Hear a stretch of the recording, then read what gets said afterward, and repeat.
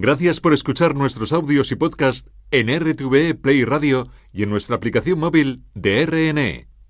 Espacio en Blanco, en Radio Nacional de España, con Miguel Blanco. Son las 3:06, 2:06 en las Islas Canarias. Regresa al mundo de los misterios a Radio Nacional. Gracias a todos los que estáis mandando mensajes desde diferentes partes del mundo, los que estáis escuchando en directo el programa en la radio online, y a todos los que esta semana vais a descargar seguro del podcast este programa especial con Daniel Landa. Daniel, ¿me permites que ponga? Aquí hay mucha intimidad tuya, pero bueno, ya la has pasado en la tele. Bueno. Os estaba avisando anteriormente que no os perdierais esto. Estamos dentro de ese ritual, dentro de esa cabaña. Daniel está con unas barbas increíbles, absolutamente salvaje, y tiene una pinta que tu madre no me extraña que dijera: ¿dónde te metes, hijo? Y tanto, y tanto. Pero esto es lo que ocurre en ese ritual. A las 6 de la mañana, la situación empeora. El otro iniciado ha empezado a vomitar. Daniel no tardará mucho en hacerlo. Y de nuevo, la ingesta de iboga. Está confuso y la cabeza parece sufrir una tormenta eléctrica, pero no ha alcanzado el clímax de las visiones. Acompañado de su padre espiritual, le permiten salir por primera vez de la cabaña.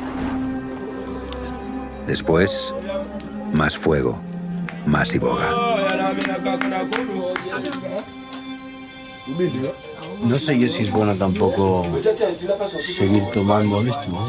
No sé, que no digo que ellos sabrán, no quiero hacer ofensas, pero yo me veo ya como, digamos, preparado para todo, mucho. O sea, y es que creo que voy a vomitar en breve. Entonces, si me tomo todo esto, es que no sé. No digo ahora mismo, pero es que si no paro un poco aquí el tráfico, me van a poner de boa. Porque este hombre, que el pobre ha vomitado y lo que no está escrito, y le han vuelto a dar, pues que es vicio.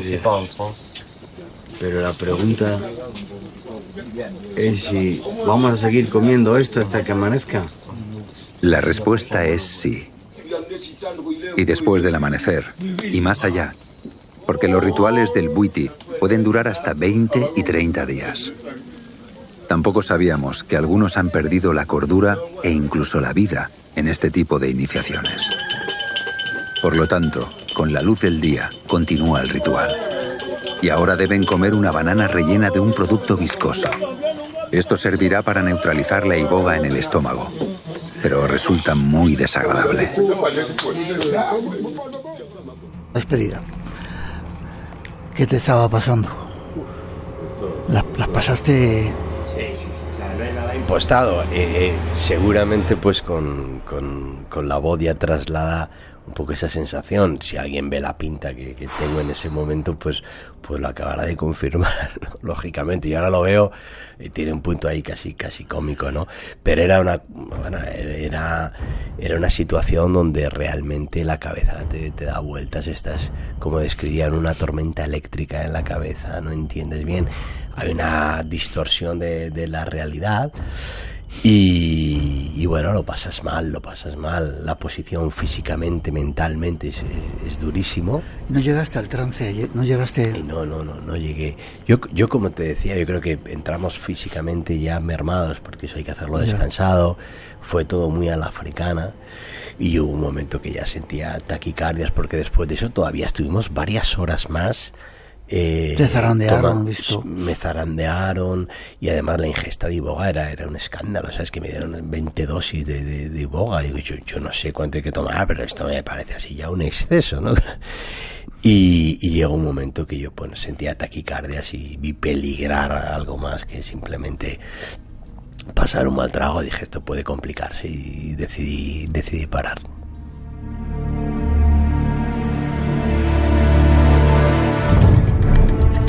Casi te tengo que despedir. Quiero poner un corte que a mí me ha emocionado, pero que se aprende viajando. que no se aprende viajando, ¿no? Uno toma perspectiva siempre, relativiza, entiende más al prójimo un poco, ¿no? Al ser humano, casi como especie, sobre todo si vas en busca de tribus y de culturas. Y bueno, pues te da esa perspectiva que te hace ser más comprensivo con muchas cosas. Pasasteis durante el viaje todo ese asunto de la pandemia, parece que lo hemos olvidado, parece que ha sido, ¿verdad? Parece que fue en otra época y ¿verdad? Fue antes de ayer, sí. Pero yo quiero poner un mensaje que tú sacas en la serie, dura 5 minutitos, pero está lleno de una sabiduría que te agradezco. Vamos a escucharlo. Vamos. Ya sabemos lo que significa estar confinados. Nunca nos habíamos sentido tan aislados y nunca tan conectados, tan pendientes unos de otros, porque el corazón no se puede confinar. La pandemia del COVID-19 ha acabado con la vida de cientos de miles de personas. Y ahora necesitamos aire. Necesitamos volver a empezar. Vamos a parar un momento. Vamos a hacer memoria. Volvamos a aquellos días para que no se nos olviden, porque no sabemos cuándo van a volver. Recordemos que aquí, como en tantas ciudades, la muerte se ahuyentaba con mangueras y se levantaban hospitales donde antes había ferias y congresos. Y desde entonces nos han robado un poco la sonrisa.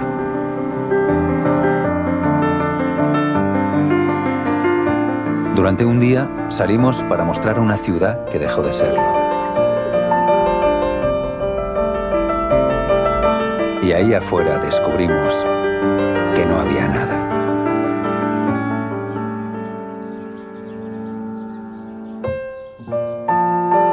Sin nosotros, las ciudades solo son cristal y ladrillo. Y el mundo, visto así, da miedo.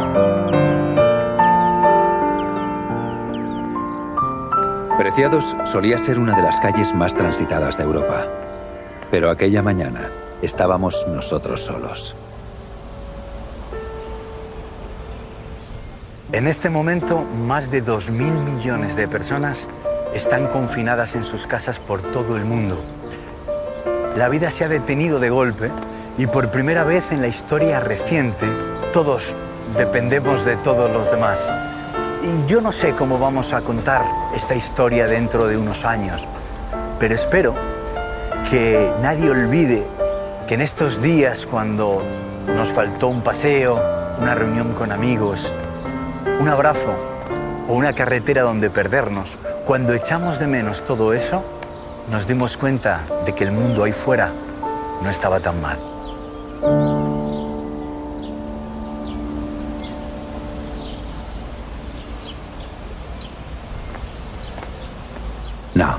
No estaba tan mal. Y sin embargo, ahora nos toca vivir una época extraña. El mundo se ha echado a temblar, porque todos intuimos que ya nada será lo mismo.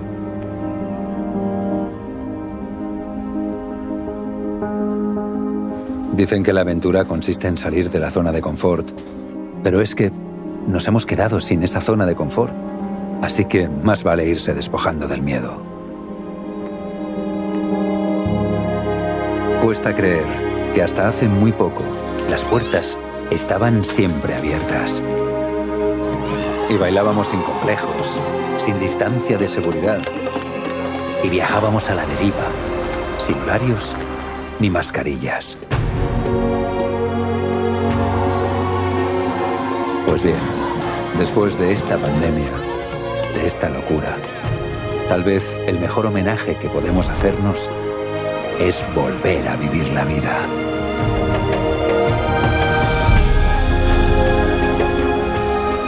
Son tiempos difíciles, pero alégrate de estar aquí. Sigue luchando por tus sueños. Ama cuanto puedas y viaja si te dejan. Viajar no es lo más importante, lo sé. Pero es lo que nos da perspectiva. Hace que nos entendamos un poco mejor. Nos convierte en hombres libres.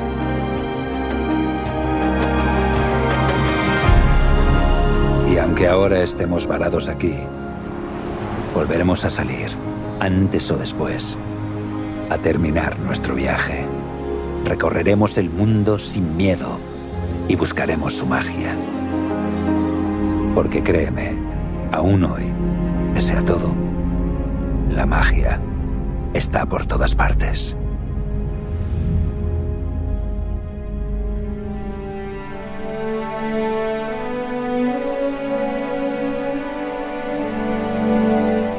Y eso lo has escrito tú, ¿no? Sí. Eso lo escribí en un tiempo, además, en el que estaba confinado, con lo cual lo tenía muy presente, claro. ¿Cómo pone los pelos de punta a los aplausos, verdad? Sí. A mí casi me hace llorar, cacho. Es una lección súper sabia de lo que hemos vivido, que no deberíamos olvidar, ¿verdad? Sí, yo creo que al final somos muy olvidadizos, tenemos ese problema, ¿no? Yo creo que deberíamos recordar, sobre todo entender que cuando las cosas son normales van muy bien, que el mundo es un lugar extraordinario, que viajar es un privilegio brutal, ¿no? Y con frecuencia lo olvidamos, lo normalizamos y creemos que es un derecho que tenemos, ¿no? En realidad es un privilegio. Y como decía en un momento dado, digo, el mundo no está tan mal, ¿no? Siempre estamos quejándonos, protestando, pero entonces viene una pandemia y te das cuenta de lo mal que podemos llegar a estar, ¿no? Y de lo bonito que fue estar juntos, ¿verdad? Y de lo necesario que es empatizar, ¿no? Que es lo que te decía antes, también con viajar te ayuda a empatizar y estar confinados también, porque al final de lo que se trata es de remar juntos, ¿no? Y te das cuenta en esos momentos.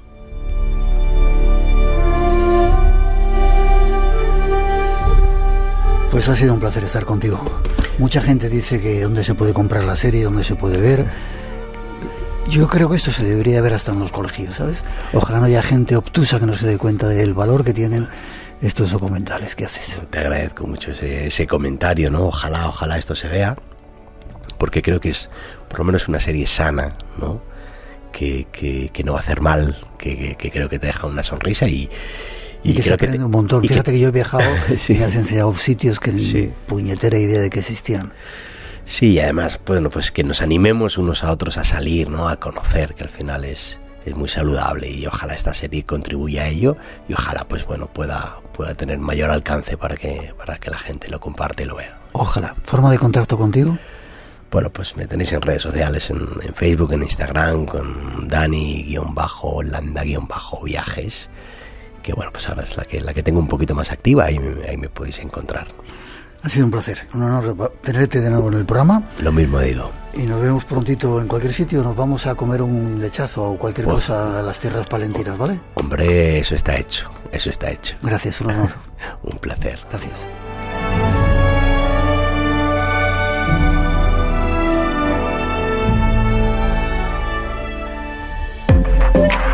Radio Nacional de España, la que quieres. Mi padre, que como buen farmacéutico de la época, preparaban los medicamentos él mismo, haciendo pócimas. Bote que tenemos dentro, que hay polvo de momia, que hacían crema de belleza. En España tenemos más de 22.000 farmacias y más de 78.000 profesionales colegiados. Memoria de Delfín, con Arturo Martín Lafuente. Esta semana nos sumamos a la celebración del Día Mundial del Farmacéutico. Memoria de Delfín, los domingos a medianoche. No se lo pierdan. Las 11 en Canarias. Venden pastillas para no soñar. Y recuerda, 24 horas fin de semana, el informativo de noche del fin de semana. RTV, la que quieres.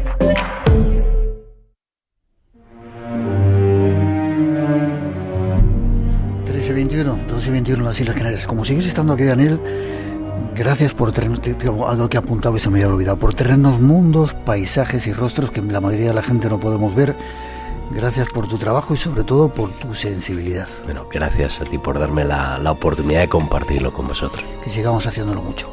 Cambiamos de escenario, nos vamos a otro tema. Este es muy diferente, pero también tiene cosas de las cuales podemos aprender, ya veréis.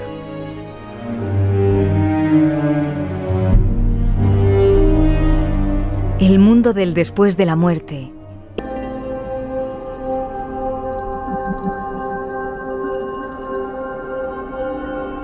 Pues vamos en los próximos minutos con un tema sorprendente y para ello nos vamos hasta Bilbao a hablar con Alberto Jaimez. Buenas noches, Alberto. Buenas noches. Un placer que estés con nosotros y sorprendente además que estés con nosotros. Bueno, placer también para mí. Eres oyente del programa, me decías, ¿verdad? Sí, hace años que os oigo. Vale, déjame que te presente. Diácono permanente de la diócesis de Bilbao. Eres Correcto. Además diplomado en ciencias religiosas, licenciado en estudios eclesiásticos, máster en ciencias de las religiones, máster en teología fundamental, entre otras muchas cosas. Entre otras muchas cosas. ¿Qué es eso de ser diácono? ¿Eres sacerdote o...?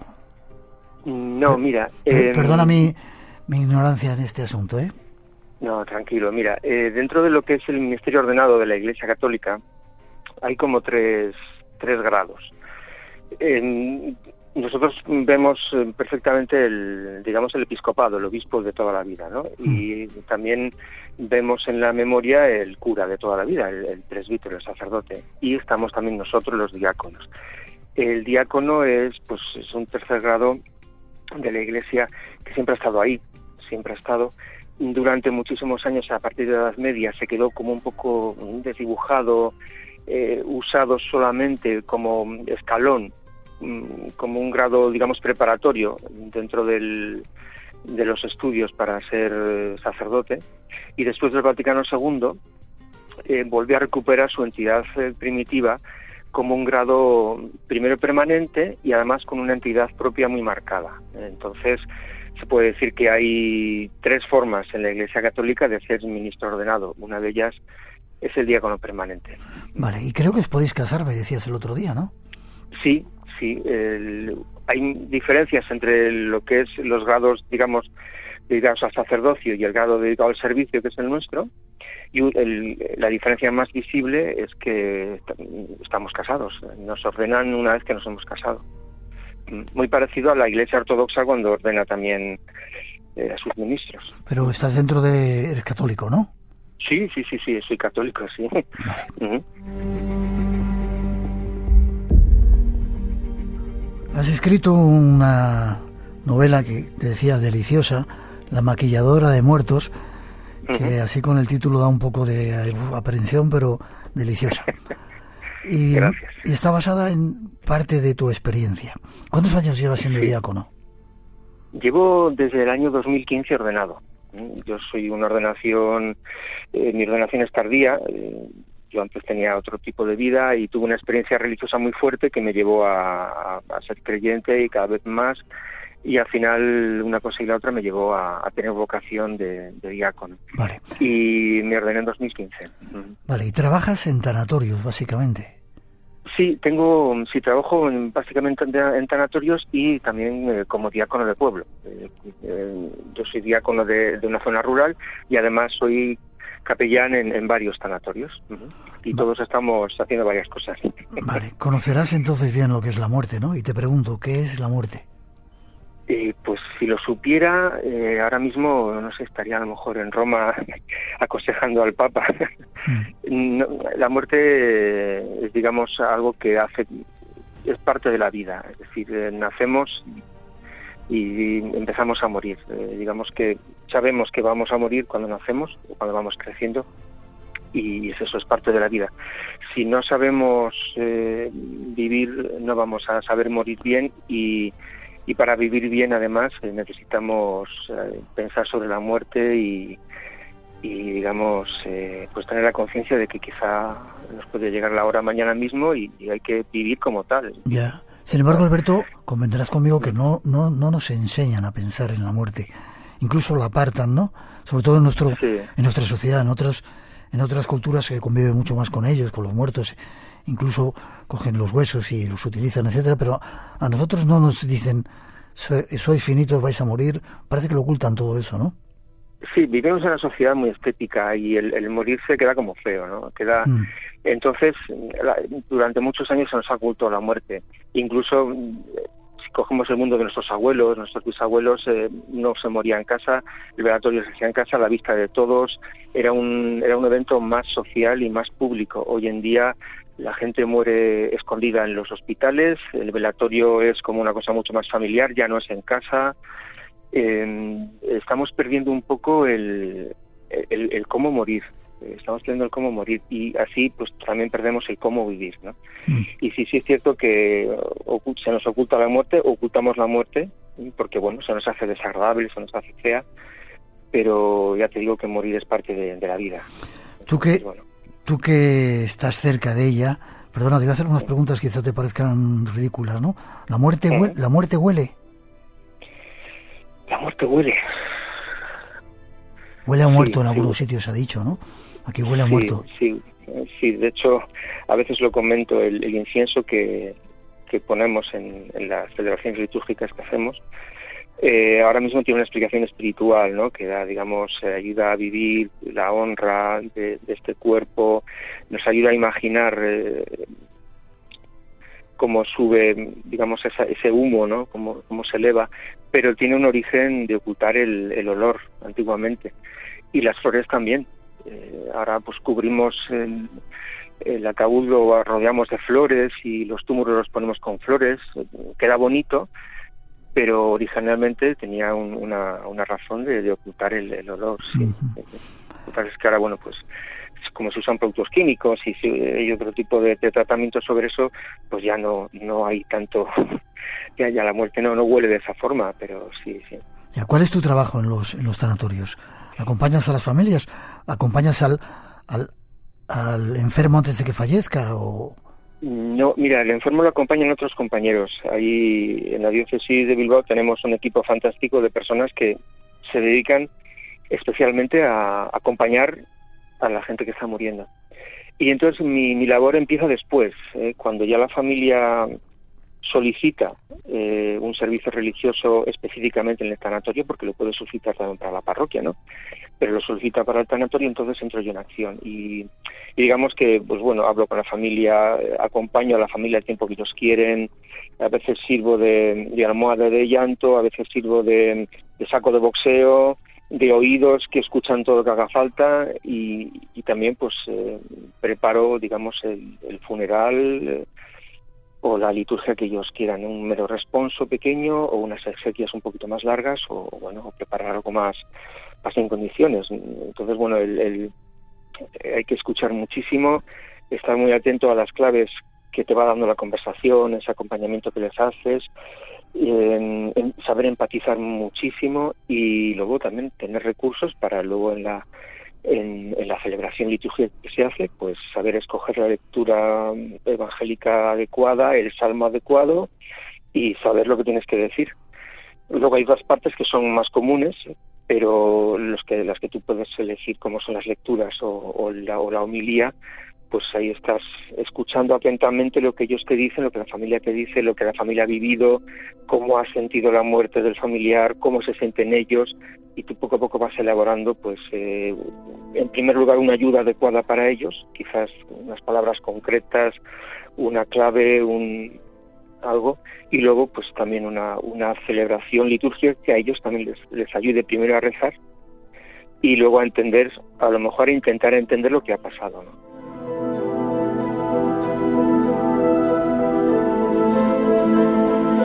Te voy a seguir haciendo preguntas que igual te parecen, bueno, extrañas.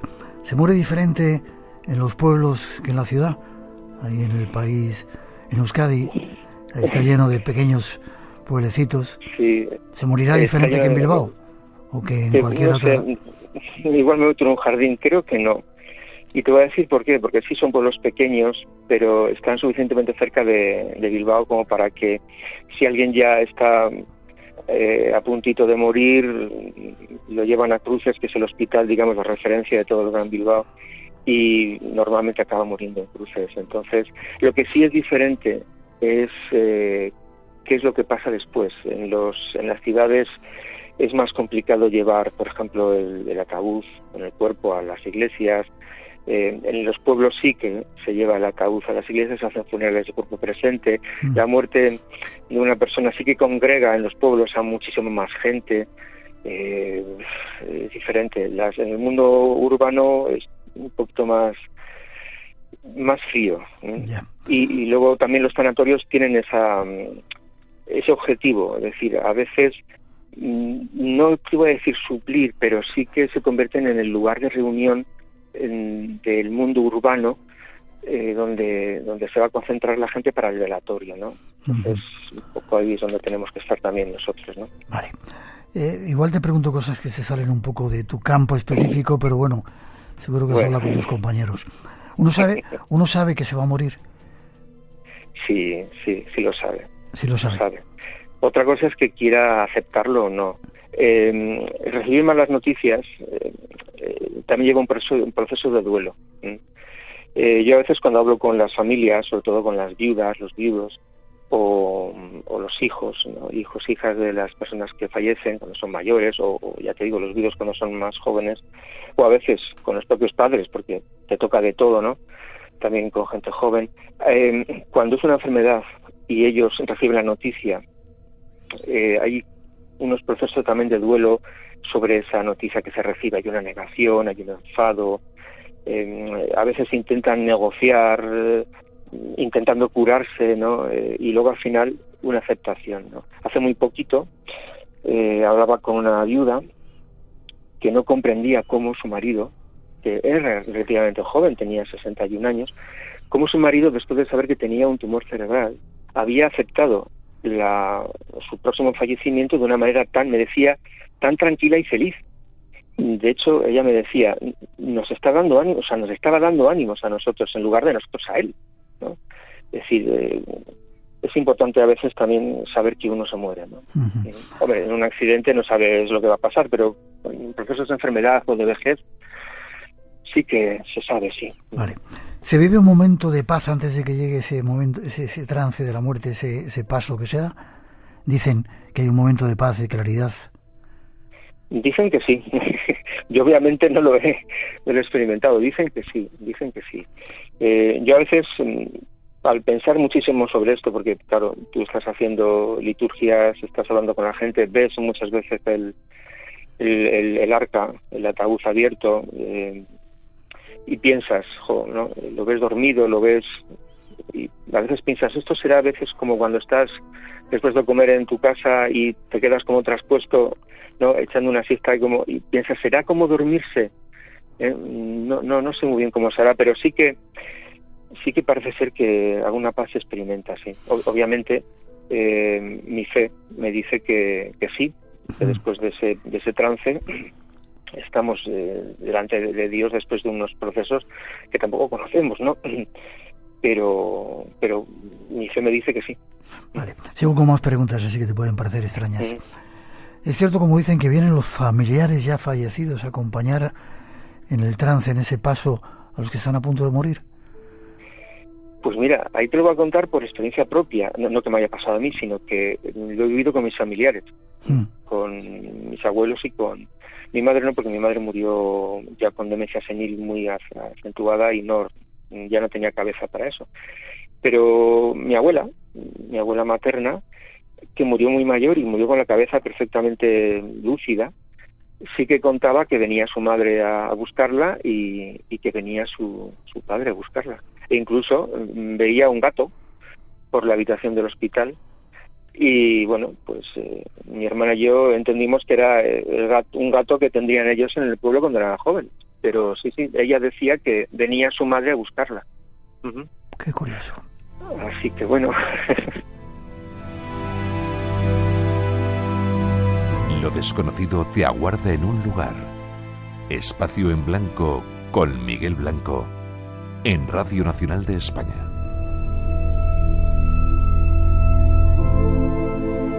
Y esta noche con Alberto Jaimez hablando de La maquilladora de muertos, una novela en la que se plasman parte de sus experiencias.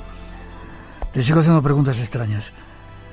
¿Sabes de casos de muertos que hayan regresado del más allá? ¿Que se hayan comunicado con sus familiares después de muertos?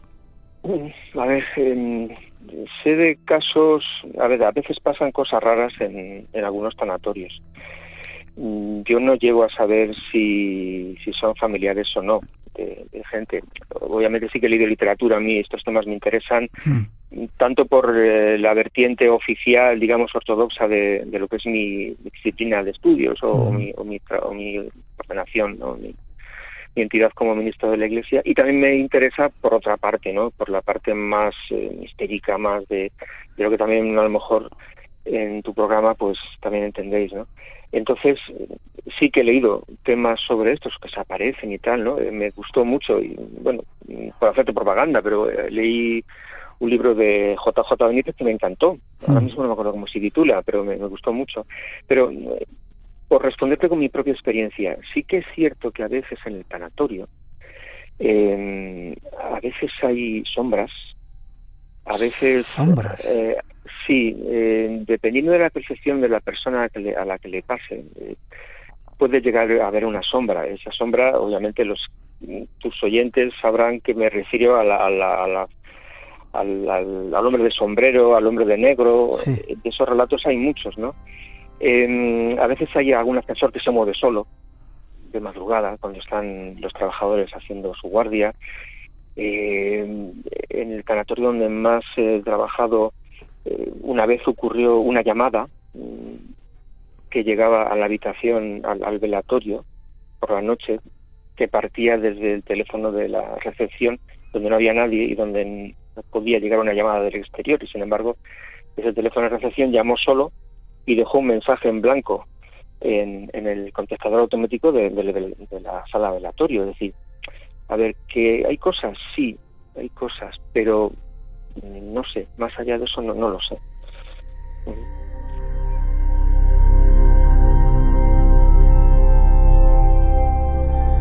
Luego te preguntaré qué has aprendido de todo esto y cómo podemos enfrentarnos con tu experiencia a ese momento. ¿Los muertos dan miedo, Alberto? ¿Te refieres al cuerpo muerto? Sí, cuando está el cadáver ahí, ¿se siente miedo? ¿Sientes miedo? El primero que yo vi hace ya en el año 2016, me acuerdo, porque fue al principio de ordenarme y empezar a trabajar, digamos, en esto. El primero sí que me asustó.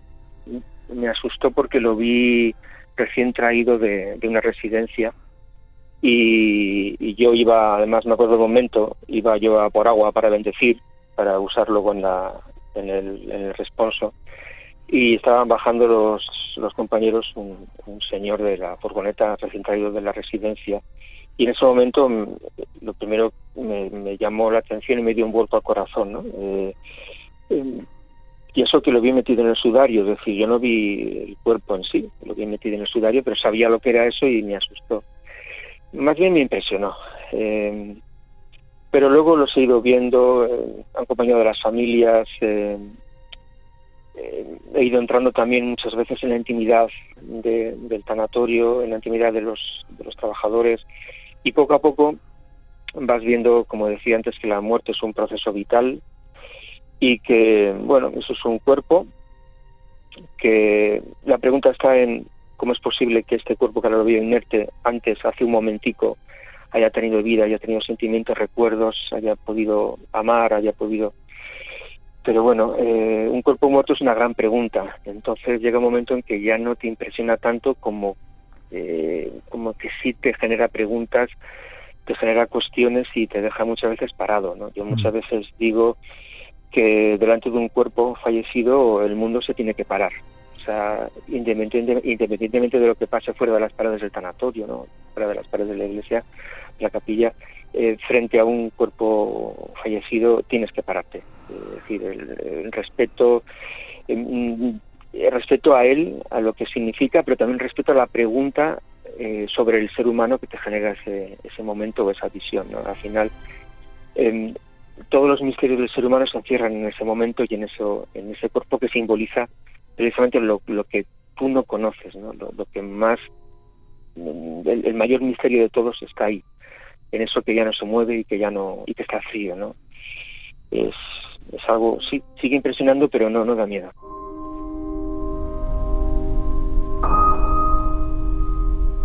Según tu experiencia o tu creencia, ¿a dónde vamos después de morir?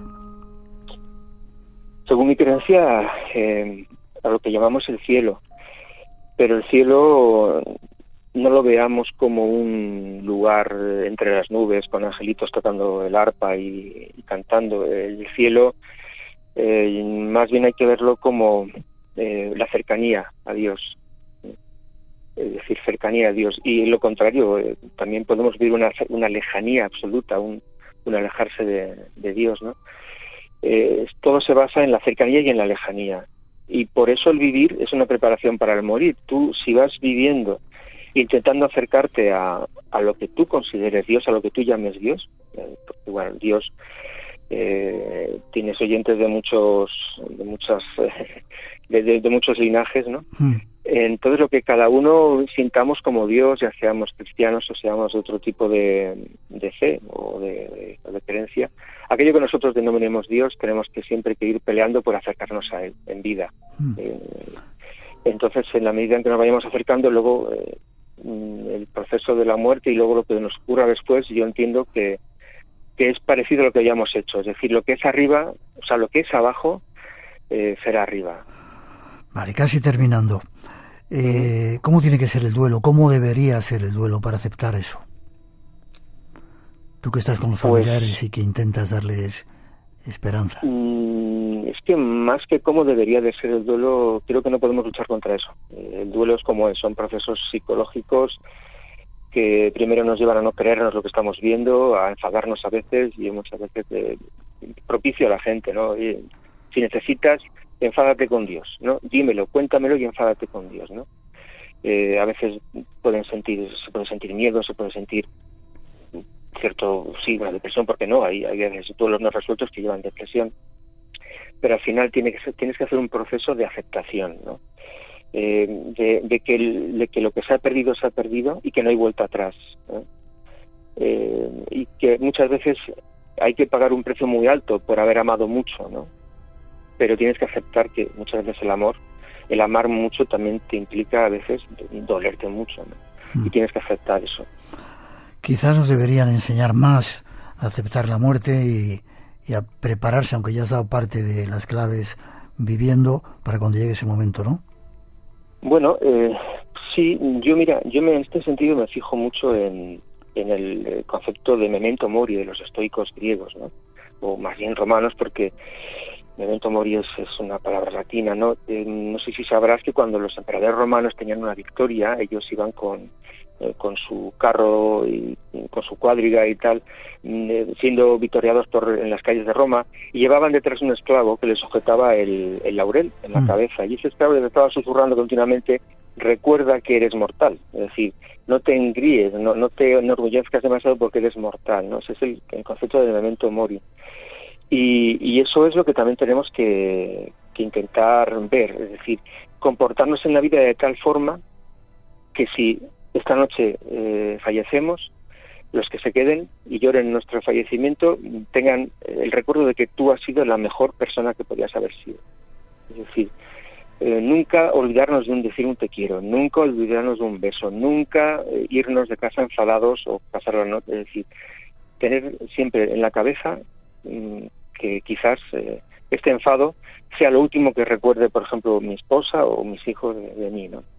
Que no es una manera de vivir agobiado y vivir de ser un cenizo, ¿no? Todo el tiempo, sino al contrario, es de vivir la vida de una forma plena, feliz, alegre, siempre con una sonrisa y siempre un te quiero en la boca, porque a lo mejor es lo último que dices, ¿no? Entonces, me preguntabas antes, ¿no? ¿Qué es lo que he aprendido de todo esto? Pues efectivamente eso, a que la vida tienes que vivirla de una forma plena y tienes que estar alegre y tienes que siempre estar ahí, ¿no? De disfrutar de la vida, ¿no?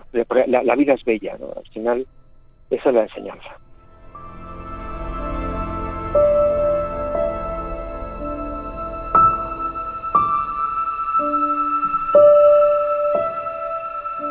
Y así, Alberto, se vería la muerte como un momento de esperanza, de paz o quizá de tránsito hacia otro lugar.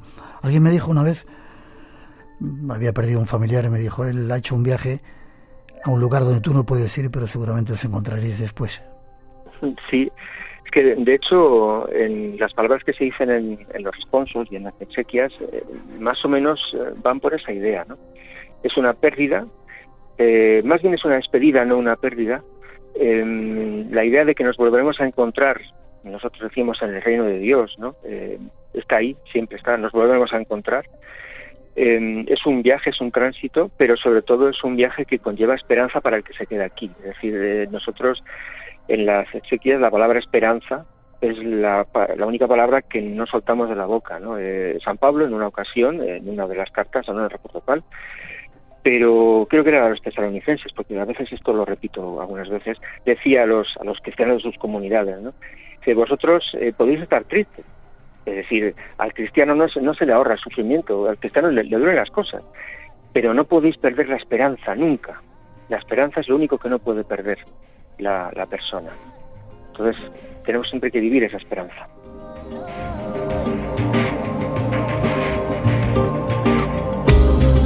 Alberto Jaimez, espero que hayas disfrutado estando en el programa. Mucho. Me alegro. Si queréis más, una novela deliciosa, La maquilladora de muertos, escrita por este invitado que hemos tenido. ¿Forma de contacto contigo, Alberto? Pues mira, tengo un blog. Sí.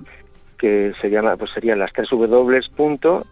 En todo en minúsculas, alberto-jaimez.webnode.es. Perfecto. Y si no, que te busquen, que apareces por ahí. Sí, si ponen Alberto Jaimez, aparecen dos, un psicólogo argentino y yo. Yo soy el joven, bueno, el joven. El psicólogo argentino es más mayor que yo, pero vamos, yo soy el joven, ¿no? Y sí, enseguida se ve que ese Alberto Jaimez, que es más, con cara más redonda que el argentino, es el diácono. Enseguida se ve. Alberto Jaimez con J. Ha sido un placer, espero volver a verte por el programa, Alberto. Pues espero hablar contigo más veces, y me ha gustado la experiencia. A mí también. Ando escribiendo más cosas, así que a lo mejor nos volvemos a ver. Será un placer. Y gracias por tu trabajo, en nombre de mucha gente, y por esta novela que has escrito. De nada, gracias a ti también por tu trabajo. Un fuerte abrazo, hasta prontito. Un abrazo, hasta luego.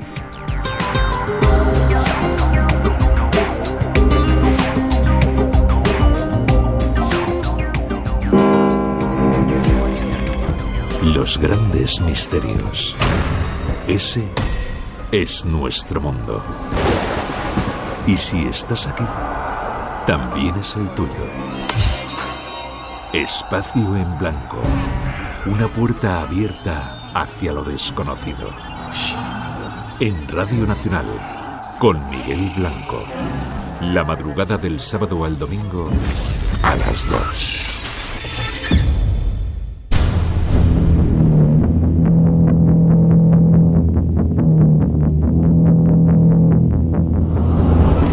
Vuelve el tiempo de David Cuevas al Espacio en Blanco. Alguien que va a estar casi todas las semanas con varias motivaciones. Va a traer noticias, que es lo que va a hacer en esta ocasión, y va a seguir buscando esos casos extraños que vosotros enviáis. Buenas noches, David. Hola, ¿qué tal, Miguel? Buenas noches. Bienvenido a esta nueva etapa del Espacio en Blanco. Tenemos muchas cosas para compartir, ¿verdad?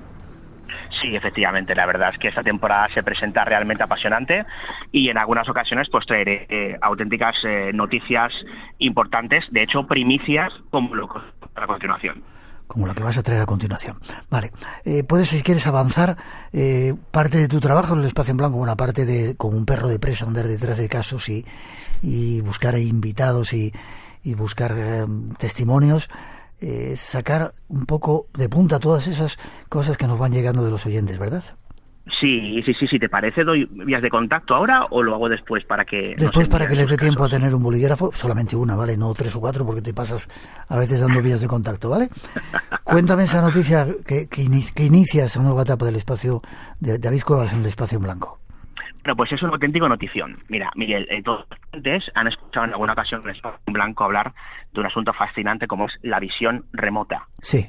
Que es un fenómeno que pertenece a la percepción extrasensorial, digamos que es prima hermana de lo que sería la clarividencia, que es la capacidad de ver, digamos, o sentir cuestiones, eventos o cosas a distancia. Vale, como la que tengo yo ahora contigo, que no te muevas mucho donde estás porque se te corta la comunicación, ¿vale? Vale, eso es una percepción. Eso, yo tengo visión remota también. Pues mira, te cuento, entre 1972 y 1995, la Agencia de Inteligencia de Defensa y la CIA, el servicio norteamericano, servicio secreto por excelencia, llevaron a cabo varios experimentos, algunos de ellos con nombres como Grill Chain, Sunstick o Stargate, ¿no? Hay 13 millones de páginas desclasificadas que se pueden consultar por todo el mundo, digamos, desde la web del gobierno americano, de la CIA, y ahí hay varios de estos documentos destinados precisamente a este tipo de experimentos en los que la CIA utilizaba la visión remota con un interés, obviamente, para sus operaciones de tipo militar. Vale. Hasta ahora no sabíamos si eso era una leyenda de esas que circulan por internet o si era realidad. Parece que tú tienes pruebas o hay una noticia que prueba que eso ha sido real, ¿verdad? Sí, existieron, habla de 20 millones de dólares aproximadamente invertidos durante todos esos años, o sea, que cosa seria, ¿no? El gobierno se lo toma muy en serio, el gobierno norteamericano. Y hay un científico español, el doctor Alex Escolà Gascón, soy profesor de matemáticas aplicadas en la Universidad Ramon Llull, doctor en ciencia, que está directamente en contacto con los científicos Ray Hyman, Jessica Hughes, así como con el profesor Edwin May de la Universidad de Stanford, que era el que dirigió precisamente alguno de estos experimentos. Y lo que está haciendo ahora mismo, y aquí la primicia, es replicar los resultados de esas investigaciones. Bien, creo que tenemos su testimonio, ¿no? Efectivamente, vamos a escuchar directamente al protagonista de esta investigación para que nos cuente más detalles de algo que es absolutamente sensacional y que contamos aquí en primicia para Espacio en Blanco. Cuando estuve revisando los documentos oficiales del programa de investigación sobre visión remota encargado por la CIA y los informes de evaluación científica solicitados por el Parlamento del Gobierno de los Estados Unidos, detecté unas coincidencias estadísticas y unas diferencias en la interpretación de los hallazgos que originalmente habían pasado desapercibidas. Decidí entonces replicar los experimentos empleando nuevos controles estadísticos y, con los nuevos resultados, contacté con el director original del programa. Le expliqué lo que había encontrado y cuáles fueron los primeros resultados de esta replicación. Los efectos atribuidos a la visión remota no eran significativos, pero la falta de significación estadística podía explicarse debido a las reacciones emocionales de los participantes y midiendo la inteligencia emocional. Los investigadores y profesores del programa original de la CIA apoyaron estas observaciones y actualmente esperamos poder publicar un informe completo con los resultados. Una primicia de un investigador español que de alguna manera verifica que la CIA y la visión remota era cierta, que se estaba probando. Bueno, se está en ello. Digamos que la investigación está en su curso y en cuanto tengamos más datos lo contaremos, obviamente, raudos y veloces a todos los oyentes de Espacio en Blanco. Ahora es el momento de que demos ese contacto para que los oyentes, si quieren, te cuenten sus experiencias y tú las investigues y las traigas al programa, si te parece, David. Sí, por favor, todos aquellos que hayan tenido alguna experiencia de tipo anómalo pueden ponerse en contacto con nosotros a través de un correo electrónico, davidcuevaspacioenblanco@gmail.com, o Instagram, que es lo que usa todo el mundo, doy dos, si me lo permites, que es David Cuevas Insta. Enviadnos ahí todas vuestras historias, porque estamos esperándolas, obviamente, con muchísimo interés. Poniendo especial énfasis, Miguel, si me permites 5 segundos, en casos OVNI que hayan sido protagonizados por cuerpos y fuerzas de seguridad del Estado, policías, Guardia Civil, militares, personal de servicio secreto que se quiera poner en contacto con nosotros. Bien. Obviamente omitiremos cualquier tipo de dato que le pueda, perjudicar en algún momento. Pero nos interesan muchísimo estas historias y las estamos esperando. Perfecto. David Cuevas, Espacio... vuelvo a repetirlo porque se te ha cortado con ese movimiento que has hecho de... Movimiento remoto. Eso es. David Espacio en Blanco @gmail.com. Ha vuelto a ocurrir. David Cuevas Espacio en Blanco @gmail.com. Gracias. La nueva etapa del Espacio en Blanco con David Cuevas va a dar muchas sorpresas. Fuerte abrazo, David. Un abrazo, Miguel. Hasta prontito. Hasta ahora.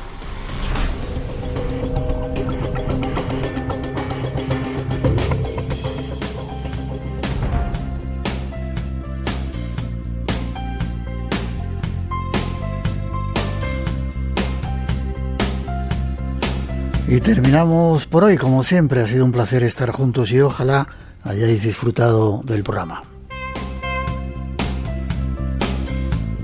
En 7 días más os dejamos ahora con nuestras compañeras Lucía Zujeros y María Yadró y las noticias de las 4 a las 3 en las Islas Canarias. Mientras llega la siguiente cita, os deseamos una feliz semana. Nos vemos aquí en el Espacio en Blanco y después con La Noche es Bella. Y recordar, la magia continúa, que decía nuestro compañero Daniel Landa. Y ahora hasta las 4 os dejamos un poquito de nuestra mejor música mientras recogemos todos nuestros equipos de por aquí. Gracias por la escucha, nos vemos.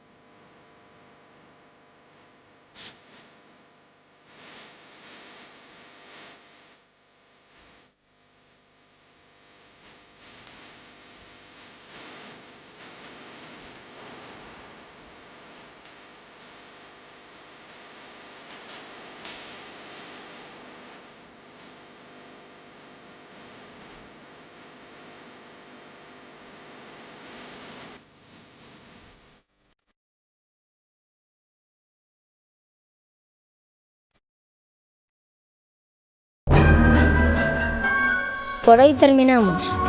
Recuerda que tienes una cita con el misterio. Aquí en Radio Nacional.